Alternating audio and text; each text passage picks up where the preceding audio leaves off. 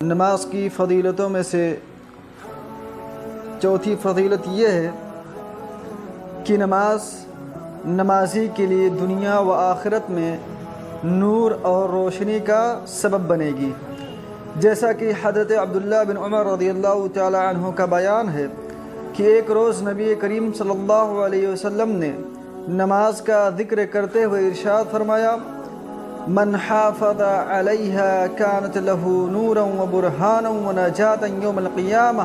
ومن لم يحافظ علیہا لم یکن له نور ولا برہان ولا نجات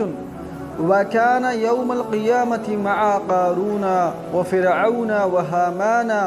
وأبي بن خلف. رواه أحمد والدارمي وصححه الألباني رحمه الله في تخريج المشكات.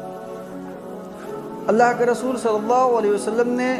نماز کا ذکر کرتے ہوئے ارشاد فرمایا: جو شخص نماز ہمیشہ پڑھتا رہے تو نماز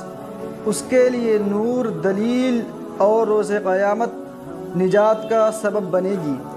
مگر جو شخص نماز نہیں پڑھتا ہے، نماز کی پابندی نہیں کرتا ہے، تو نماز اس کے لیے نہ تو نور ہوگی، نہ دلیل ہوگی، اور نہ ہی قیامت کے روز نجات کا سبب بنے گی. اور ایسا شخص جو نماز نہیں پڑھتا ہے قیامت کے روز قارون، فرعون، حامان اور ابی بن خلف جیسے بد نصیبوں کے ساتھ ہوگا. اور اسی طرح رسول اللہ صلی اللہ علیہ وسلم نے ارشاد فرمایا: بشر المشائین فی الظلم الی المساجد بالنور التام یوم القیامت. سنن ابی داؤد، سنن ترمذی وصححہ الالبانی رحمہ اللہ.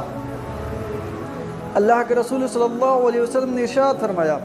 اندھیروں میں مساجد کی طرف چل کر جانے والوں کو بشارت دے دیجیے کہ انہیں قیامت کے روز مکمل نور نصیب ہوگا. برادران اسلام، آپ نے دیکھا کہ دونوں حدیثوں میں اللہ کے رسول صلی اللہ علیہ وسلم نے نمازی کے لیے خوشخبری اور بشارت سنائی ہے کہ جو شخص نماز پڑھتا ہے، نماز اس کے لیے نور، دلیل